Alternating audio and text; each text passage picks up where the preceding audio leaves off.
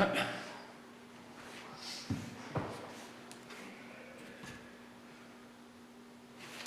good afternoon. We'll go ahead and call this meeting to order. This is the Board of Churchill County Commissioners Budget Hearing Meeting.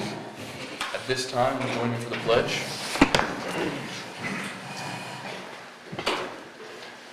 I pledge allegiance to the flag of the United States of America and to the republic for which it stands, one nation, under God, indivisible, with liberty and justice for all. Thank you. At this time, is there any public comment? Okay. At this time, I'm going to get a verification of the posting of the agenda, please. Pam Moore, for the record, the agenda was posted on May 17th between the hours of 8 and 9 and the location listed on the agenda including discussion. Thank you, Pam. Can I get a motion to approve the agenda as submitted? I move to approve the agenda as submitted. Second. It's been moved and seconded. All those in favor, please say aye. Aye. Aye. Motion carries. Appointment 6A, consideration and possible action, approval of Churchill County's final budget and tax rate for fiscal year 2024-2025. Sherry? Thank you. Pam queued up there for a second. And are you doing your PowerPoint? Yes, first? please.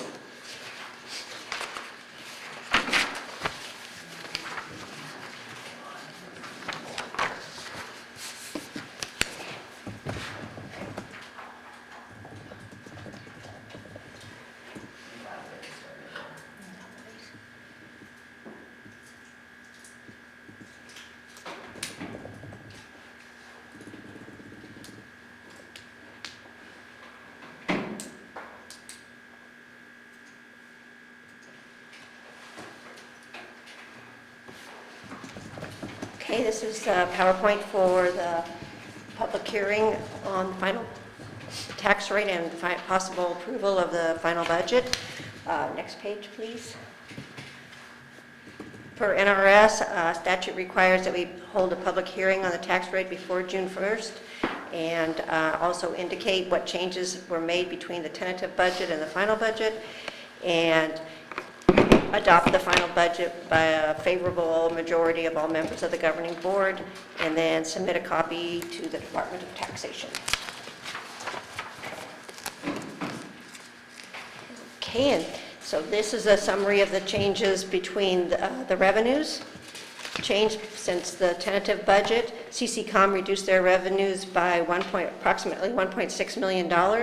The general government reduced their budget by $300,000 due to grants, which can be augmented, but that way our expenses can also be augmented during the fiscal year.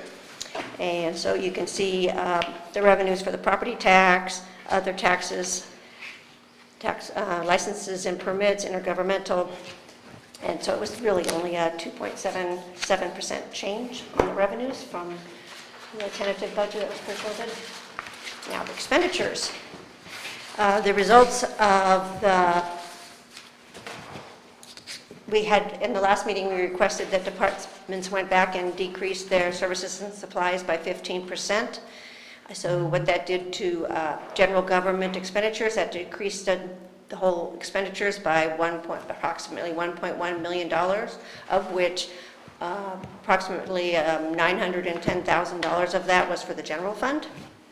And you can see the percentage of change between the tentative and the final budget on the column here. General government went down 2.52%, judicial 1.43%, public safety 2.43%. Roads department was not requested to change their budget because they're funded by the gas taxes, so it's a separate revenue source. Sanitation and health went down 0.23. Welfare did not change because they're mostly grant funded, so unless there was something that wasn't getting grant funded, they didn't have to reduce. Culture and recreation went down 3.25, and community support 1.99. And the enterprise funds of that was changes in CCCOM went down 0.98. Where I got the 3. So total expenditures went down 1.62%. Do you have any questions on that right now, or I can keep going? Okay, the next page is just that change within the tentative and the final budget in draft form. I also added 2022 because it was already in there, and you could see what the actual was for 2022 in the draft form. That's not the right draft. I just moved it. Okay, teach me not to look up. Anyway, it was the expenditure book. Questions on that? Okay, here, this is the historical tax rate data. We've been in the same tax rate since 2015. It's not changing in 2025. We're up to our maximum of the 3.66, so that's staying. And this is the allocation. It hasn't changed since the tentative budget. And just to note that we did add the .05 to ag extension, which was taken from the general fund. But there was no changes since the tentative.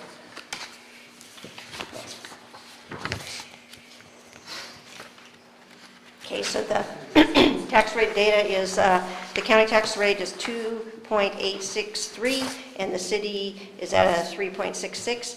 Property taxes assessed on a house of $100,000 would be $1,002.05 in the county and $1,281 in the city, just as an example of how the taxes are. And the overall tax rate, the county gets 28.9%, the city gets 21.8%. We have overrides of 6.2%. State of Nevada gets 4.6%. School district gets 35.5%. Carson Water gets 0.8%. And mosquito and weed abatement gets 2.2%. And there's a graph showing how funds are in a graph form. And that has not changed. So the overrides haven't changed. None of it has changed in the last, since 2014, 15. And then the county tax rate, this is how we allocated. 84.6 cents goes to the general fund, 6.5 cents goes to social services, 6 cents goes to the senior center. The library gets 6.5 cents, and now cooperative extension gets 2.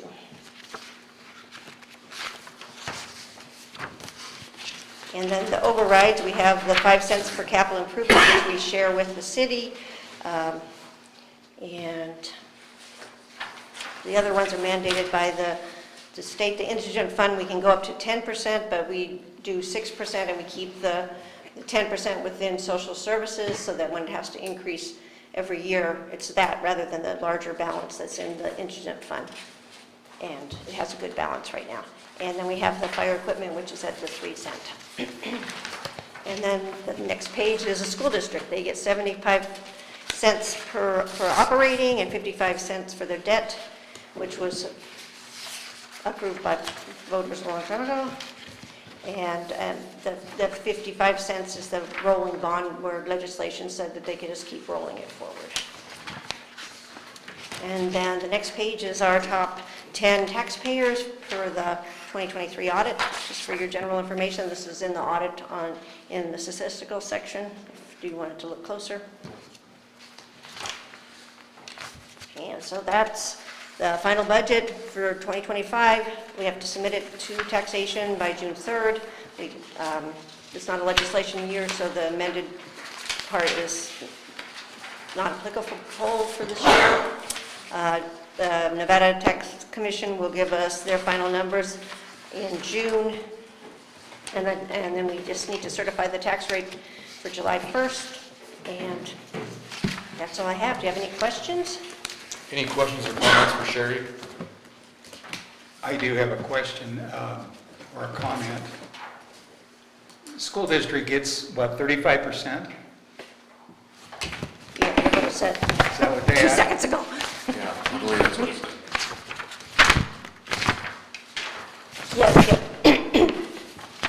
Yes, We should watch over the school district a little bit more closely than we do.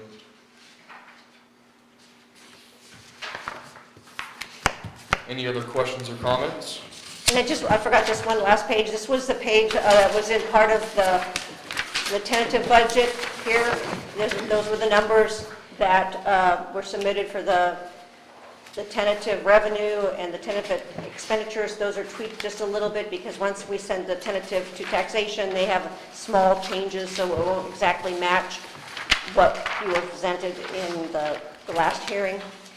And so with the changes, these are the numbers that we come up with. I wanted to note that we got the 6.6 million that's not part of the capital outlay, that's above the revenues. However, 2 million of that is placeholders, for example, the RTC funds, and we have money that sits for risk assessment, things like that. That total to about $2 million.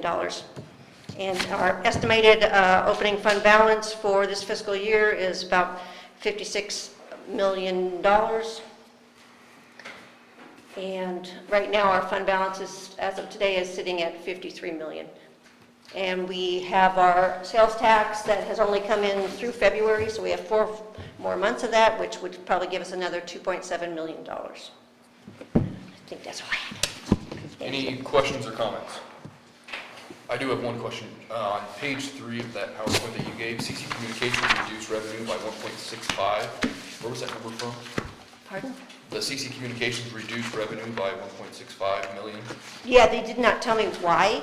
That was just part of their final budget that they submitted to us. But yeah, that's what their revenues decreased by. Any other questions or comments? Jim, do you have anything you want to add? I do. I appreciate the opportunity. I just wanted to address some things kind of at a high level and then give you a little bit of perspective. I worked with Sherry to pull some numbers that I felt like would kind of give you a good comparison over the last 5 years. And it's 5 years plus or minus a year based on when audits have been completed, so on and so forth. And I'll address those as I go through. But I wanted to, a couple of things just to address some misnomers that I think came out in the public that are way off the mark. So the sheet that Sherry just referenced that has been updated by taxation, showing our non-capital expending, so on and so forth. To give you an idea where the county is and what kind of financial shape we're in very strong financial shape. I think I could quote Sherry in saying we're in the strongest financial shape the county's ever been historically. Yeah, our cash balance is higher than it's ever been since I've been here. The numbers I would point to is if you look at our 2018 Churchill County net position, and this is by audit, these are not numbers that Sherry generates or that I generate. This is the audit that comes in at the end of the year.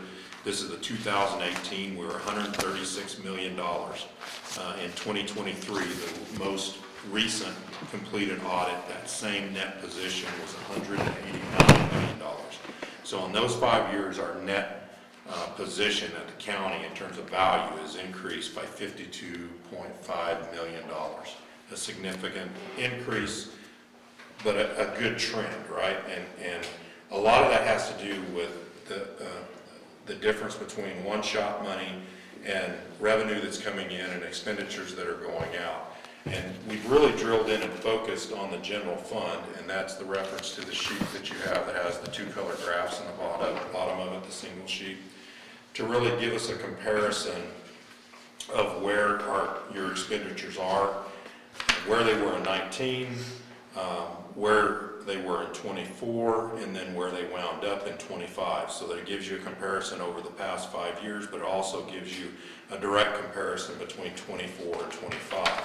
So as you go down the list on the left, you can see all the different programs that are funded by general fund.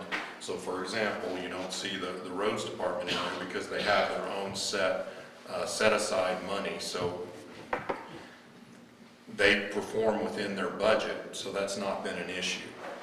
But if you look at the rest, including the county manager's office, the district court, sheriff, all those are listed down in there.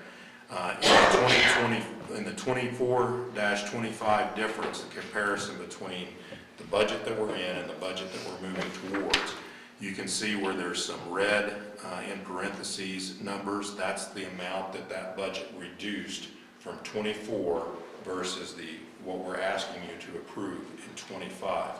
Some of those are red, some of those are in the black. They're getting an actual increase in budget. Some of that has to do with the union association mandated pay increases or negotiated pay increases. Some of those have to do with positions that in the changes that we made, moving a position from one budget to another. The example would be the HR position from HR to the county manager's budget, for the assistant county manager's position itself, so on and so forth. But if you look at the far right of that column, you have a percentage of the total general fund budget 2019 and a percentage in 2025, which gives you a fairly decent apples to apples comparison. That's the amount of the budget that that program or that department is receiving. And we have a couple of examples where it's changed by 2%, where the sheriff's office example has dropped by 2%, a couple of examples where it's gone up by 1% or 2%, but all in all, relatively close. And if you add those percentages, I'll flag it before you try to correct me, you know, it adds up to like 101% because they're rounded up or rounded down. But that's, you know, it's 1.3 versus 1.8 or something like that. Is the public defender, are we getting state money for that? So, perfect, I appreciate you teeing me up, I didn't even have to ask you. So the public defender one, we have, based on that lawsuit that went through back in, I think it was before I even got here, 17 and 18, that was settled, and then the Nevada legislature in 2019 passed the Indigent Defense, the Department of Indigent Defense and the Indigent Defense Board, which basically has mandated powers to govern indigent defense or public defense in the counties, has set up a fund. They calculated what our base historical cost was, and I'm going to throw just a general number, it's not right on the money, but it's close. It was around $450,000 that we were spending on public defenders.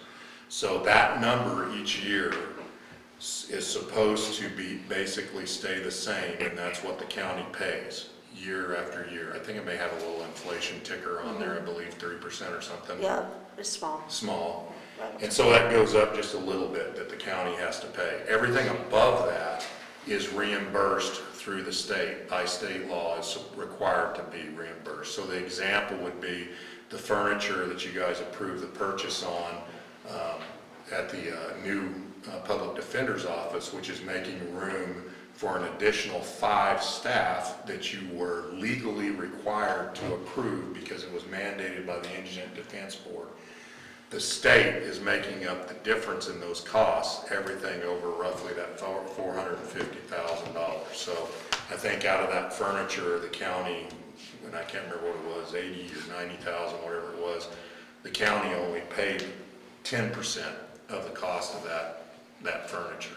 So yeah, it's kind of, and that's, again, I think draws out a really good point that it gets very complicated because there is money coming in that is tied to specific laws. It's kind of like the road department. Why the hell would you set the road department out? Well, it's because it doesn't affect general fund and they're operating within their budget. If the road department wasn't operating within their budget and we had to supplement them with general fund, then that would be a concern. And then what I tried to do below is just create even a smaller, tighter pack of groups where it's public safety and judicial, all those things that deal with public safety, the courts, so on and so forth. Then cultural, community, recreational. To give you an example of, oh, and I have 2 typos in there on percentage. I meant to erase the percentage. So for 2019, sorry, you can see it says 68% for public safety. In 2025, it's 65% of the budget. General government goes from 23 to 26. Cultural, community, recreational went from 3 to 2%. Facilities, grounds, and maintenance went from 4 to 3. So on and so forth as you read down that list as a comparison between 19 and 25. Some of the public thoughts and comments have been we are expending a tremendous amount of money on the Rafter 3C and the expansions we've made there. We're expending $290,000 in budget today in 25 budget more than we expended in 19. But the thing that kind of throws in a ruffle there is that generates money. So we're also generating revenue versus programs that are just expending revenue. So in terms of booking fees, so on and so forth. Additionally, you have the economic impact factor. So what is economic impact? Because we talk about it and throw it around, but I haven't really ever in front of the commission defined it. It examines the effect of an event on the economy in a specific area ranging from a single neighborhood to an entire globe. It usually measures changes in business revenue, business profits, personal wages, and/or jobs. For After 3C, multiplier is a conservative, low value based on the national fairground data average. For overnight stay, for example, is $160. We utilize $140. So utilizing the new software that we purchased, and we can identify how many come to an event, we can identify out of that number how many of them actually spent the night. And then that would be a multiplier times 140, which then comes up with that economic impact that we've worked hard to keep very conservative. So if we show that we had $10 million in economic impact, we can extrapolate from that we should have around $750,000 that we're generating in new money from the outside coming in, tax revenue based on sales tax. Now that's if we count the money one time. But that's money coming from the outside of the community into the community, and it keeps spending within that community. So it actually gets even more than that, but we don't go there. We try to keep it very conservative as much as we can possibly. We think we should be, I think right now we're at $9 million in economic impact from the facilities this to date in this fiscal year. We believe we're going to be between $10 and $12 million total in economic impact, and Jesse will be reporting on that to you guys at the end of the year. So, and then the last thing I would kind of say is to give perspective of we are clearly in a strong economic situation, but we're taking these measures to be conservative to ensure that we stay in a strong economic, or suggesting we take these measures so that we stay in a strong economic situation. But we're sitting on north of $25 million. And we have projects that you guys have identified that you want us to pursue in the future capital improvement projects that are, courthouse is going to be around $30 million. And so we continue to look for other funds to get us there. The commission could choose to change those priorities. There's reasons why that's a priority currently, and I don't think those reasons have gone away. But I mean, that's always something under the authority and the flexibility of the commission. So I'm trying to look, I hit a bunch of stuff all in a hurry. Oh, and then the other thing on the facilities, grounds, and maintenance components, and that increase of $290,000, it's important that you also remember that that includes the pool, the baseball fields. That's not just the After 3C, so that's across the board. And I think generally speaking, I would suggest that we have seen increases in revenue over the past 5 years in terms of the seas tax, which I provided last time. But what we did see is we saw that increase 4 years ago, roughly. The biggest jump in that increase is in sea tax. The inflation has come on the backside of this past 4 years, and that's part of what's created this crunch, because as we expanded to utilize the expansion in revenue that we've received, now the inflation is hit, and that's where you see, and so like we told everybody to leave your increases in utilities, so on and so forth in your budget, and that's why we're reflecting still some budgets growing rather than shrinking, even though we're asking for reductions. That plays a significant role. So hopefully that gives you a little better perspective and kind of gives you some comparables to see where you're at versus where you were not only last year but 5 years into the past.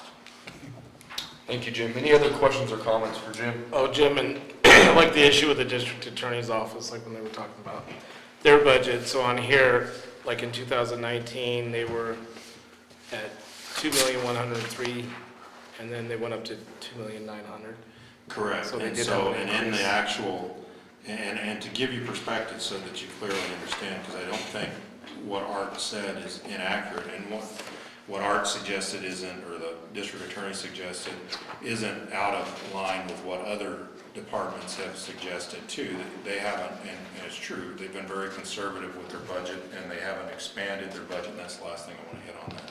Thank you for reminding me. But what that's going to reflect is going to reflect that, you know, the cost of operations has increased, utilities increased, all of that has increased. They were 10% of the total budget in 19, they're 10% of the total budget in 25. Like I noted, that's changed and suggests, and they're actually up 88,000 in the 25 budget over the 24 budget.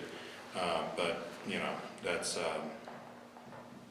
Salaries and benefits. salaries are a big impact, right? And yeah, everybody got the merit increases, all that continued on.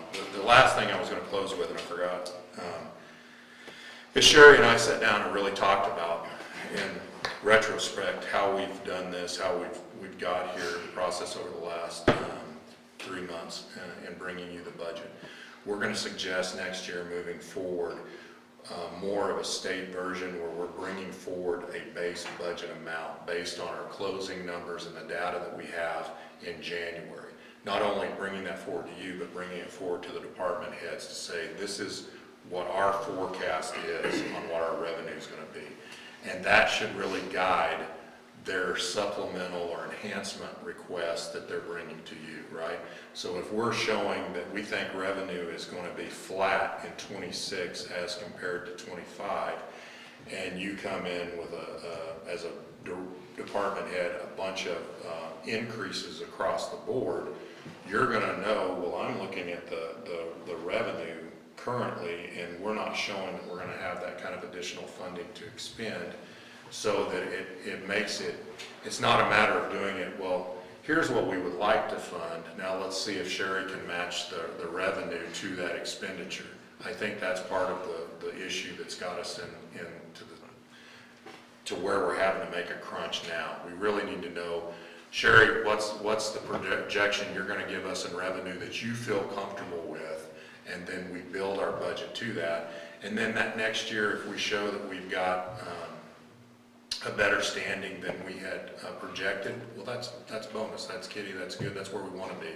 And then we can take that into consideration as we move forward. So that is one change that I would suggest as we work on that. Did I state that Yeah, fairly pretty much. accurately? Okay. Because the bottom line is our taxes only go up 3%, and the sales tax has been relatively flat. And those are our two main sources, Yep. That's a great idea, yeah. besides the grants. Any other questions or comments? If not, I'll entertain a motion. Is there any public comment? It's still just us? I don't like having the audience behind me here. We lost our one. Oh yeah, we lost one person. Motion, please.